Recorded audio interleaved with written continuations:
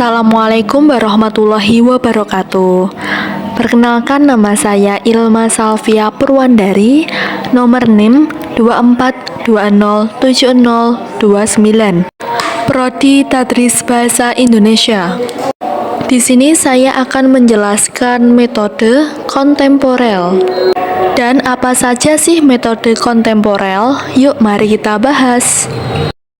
Baik, yang pertama ada metode kontemporal. Di sini kalian ada yang tahu nggak sih apa itu metode kontemporal? Kalau belum tahu, yuk mari kita bahas bersama.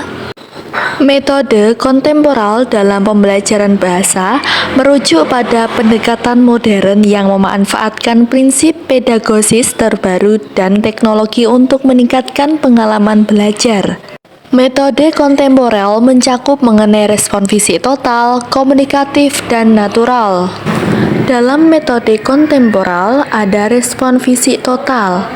Metode ini menggabungkan gerakan fisik dengan pembelajaran bahasa, yaitu siswa mengikuti instruksi dengan melakukan tindakan fisik yang sesuai. Contohnya yaitu misalnya, ketika guru mengatakan angkat tangan, siswa akan mengangkat tangan mereka. Respon fisik total ini bertujuan untuk mengurangi kecemasan siswa dan memperkuat pemahaman melalui pengalaman langsung. James Asser, penemu respon fisik total pada 1970, menyatakan bahwa karakter unik penampilan pembelajar berupa respon aksi fisik ketika cara pengajar memberi perintah dalam bahasa sasaran. Dalam metode respon fisik total ada kelebihannya, yaitu yang pertama, hal ini menyenangkan dan mudah. Siswa akan menikmati bangkit dari kursi mereka dan bergerak di sekitar. Yang kedua, hal ini baik untuk peserta didik yang harus aktif di kelas. Yang ketiga, mampu mengambil dari belajar bahasa yang lebih baik dan lebih cepat jika mereka mengaitkan tindakan fisik pada kata tertentu. Yang terakhir, metode ini adalah alat yang baik untuk membangun kosakata.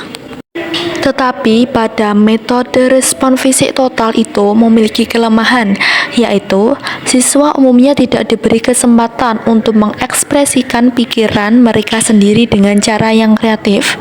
Yang kedua, meskipun dapat digunakan pada tingkat yang lebih tinggi, respon fisik total paling berguna bagi para pemula. Dalam metode kontemporer ada komunikatif. Apa sih itu komunikatif? Komunikatif berarti seseorang mampu berkomunikasi dengan baik atau mudah dipahami.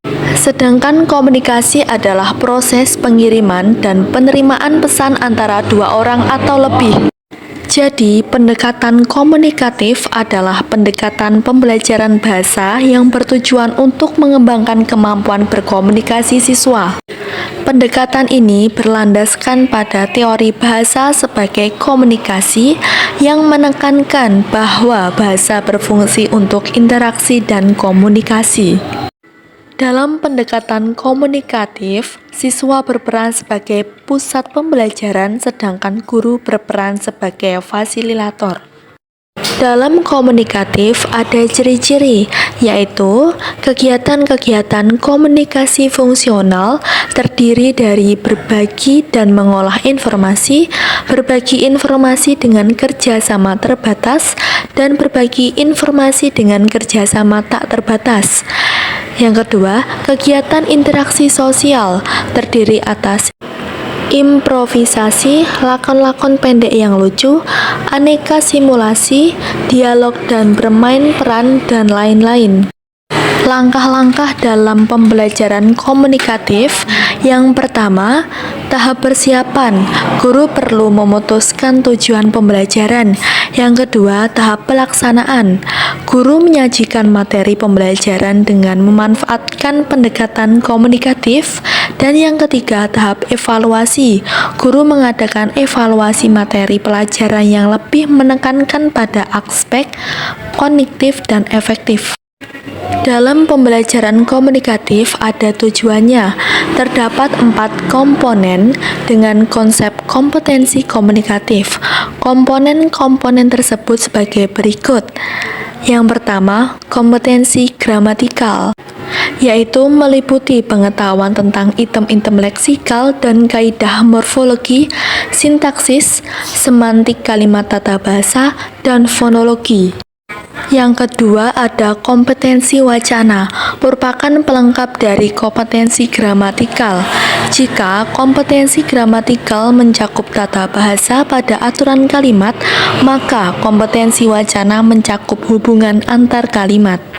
Dan yang ketiga ada kompetensi sosiolinguistik, adalah pengetahuan tentang kaidah sosial budaya bahasa dan wacana.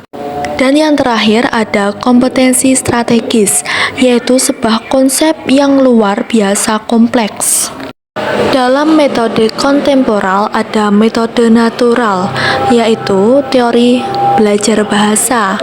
Pendekatan ini didasarkan pada pengamatan bagaimana anak-anak memperoleh bahasa ibu mereka dan bertujuan untuk mengadaptasi proses tersebut ke dalam lingkungan belajar orang dewasa.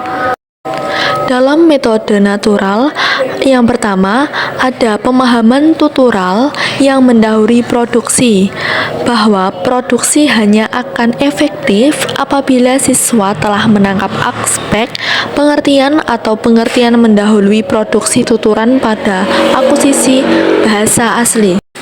Yang kedua, penggradasian materi dan sintaksis melalui induksi.